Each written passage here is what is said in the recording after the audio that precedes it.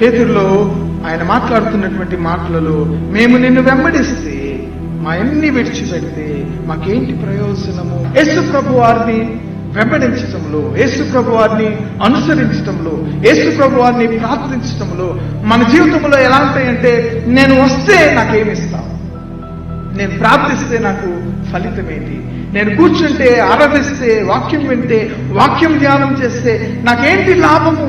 ప్రియమైనటువంటి బిడ్డలారా, మానవుని యొక్క జీవిత ప్రయాణములో పేతురు ప్రారంభ జీవితము ధైర్యంతో కూడినదిగా ఉన్నది. కానీ రాను రాను రాను రాను ఆయన జీవితంలోని మెలకువలను మనం జ్ఞాపకం చేసుకుంటున్నప్పుడు మొదటి లక్షణము వ్యర్థాతిశయములో ఏమంటుందంటే, బదులుగా నాకేమిస్తావు నీవు, బదులుగా నాకు ఏమిస్తావు. లెంటెన్ దినాల్లో బదులుగా మనం ఆశించటము కాదు, ఆయనకి మనం ఏం చేస్తున్నాం అనేది లెంటెన్ దినాల్లోని ప్రాముఖ్యమైనటువంటి లక్ష్యం.